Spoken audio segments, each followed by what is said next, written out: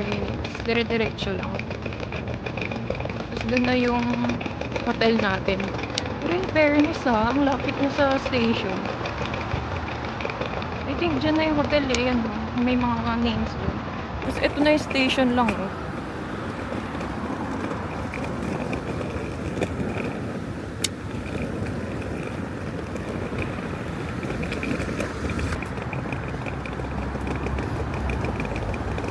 Ayun na, parang meron pang isang exit ata dun mas malapit.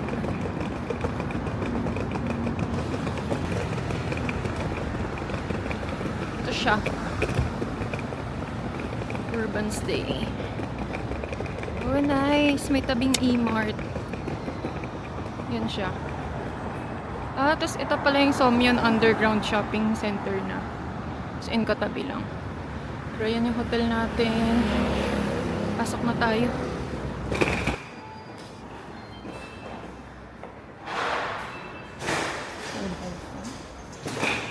Diba? 10th floor tayo. Urban Stay, The Central.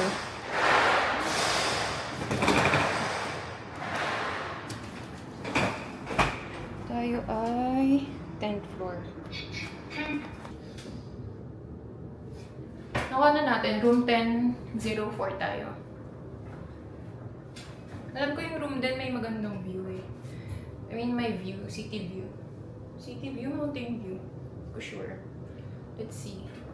I-room tour ko na rin kayo. Ito siya. 1004 left. Ah, ito. Buti yun. Pagpasok. Binigay naman na sa akin yung details. Nag-echo yung boses ko. Pero rinig niyo ba ako? Na-screenshot ko kanina eh. Mamaya may kikwento ko sa inyo. Tayo ay mag-enter na muna.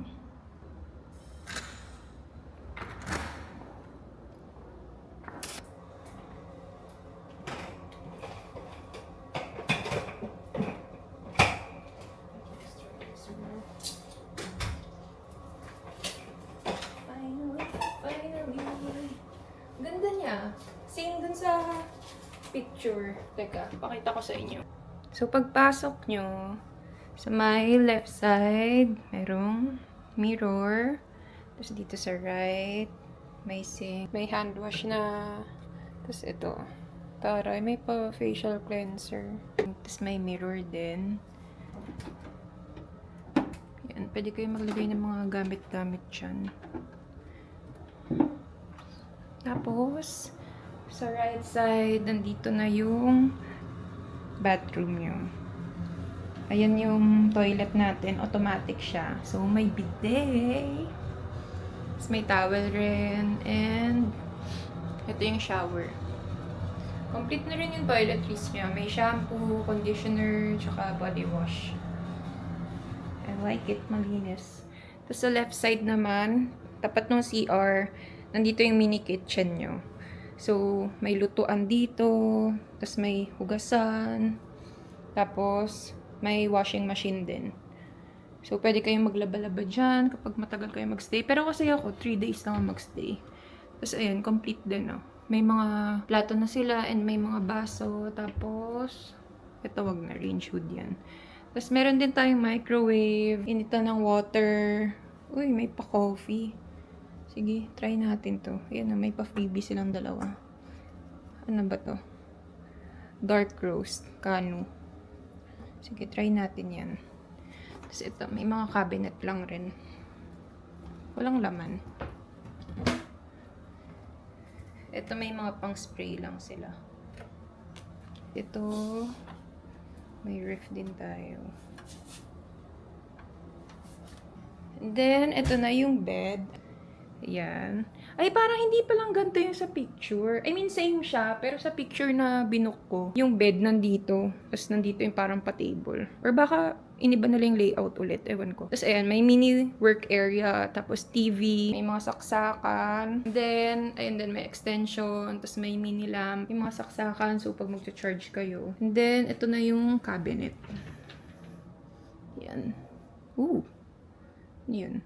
Uy, may steamer. Nagdala pa naman ako ng sarili ko, meron pala. Pero kasi baka sa Seoul, wala. O, ayan, mga cabinet lang rin. Tapos, ayan yung wifi.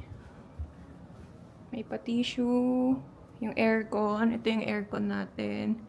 Ay, hindi ko pala napakita sa inyo. Ito yung lights. Ito yung pag may nag-doorbell sa inyo, di ba? Yung sa mga K-drama. Tapos, ito heater nila. Tapos, ito yung mga lights. Ayan. Tapos, pag yun. Gusto ko siya kasi marami siyang ilaw. So, ang liwanag niya. So, kasi yung mga kwarto na maliwanag eh. So, ito yung view natin. Ayan. Ooh, nice. May pa city view tayo. Itong view na to, ito yung sa baba din kanina eh. Kung naalala niya, di ba nung naglakad ako, paglabas sa station, ayan yung nakita. Pero Seoul din siya, no? Dami rin kasing building eh. Nice. Tapos may blinds lang rin. Siyempre pag gabi sasara ko yan, ba makita nila ako. So yun lang ang mini room tour natin. So currently 4:37 na. Tsaka pag mag-check-in din pala kayo dito, kunwari ma-decide nyo na gusto nyo pala dito rin sa may urban stay Somyeon. Kasi ako binook ko siya through Klook. So pag kayo nag-book din kayo, i-check nyo lang rin siya kung masisendan kayo ng parang access code kasi self-check-in siya. Pagpasok mo, walang front desk doon. So, lahat i-email lang nila sa'yo, kaya i-message. Eh, sabi, dapat daw, within the day, makukuha mo na yung details. Eh, kanina nagtataka ako. 1 PM, lagpas 1 PM na, pero wala pa rin ang details na nakukuha. So, chinap ko na sila. Medyo mahirap yung pag-chat sa kanila kasi noong una, kala ko automated lang. Pero buti, nakita ko na meron dun yung pwede na mag-chat ka sa real agent. So, ayun, sinabi ko sa kanya na hindi ko pa nare-receive yung details, ganyan-ganyan. So, sabi niya, sinend niya daw nung 12 PM. Pero wala talagang na-receive sa email. So, sabi niya, i-resend niya daw. Tapos, nung ni-resend niya, dun lang na-receive. So, double check niya na lang rin bago kayo dumating.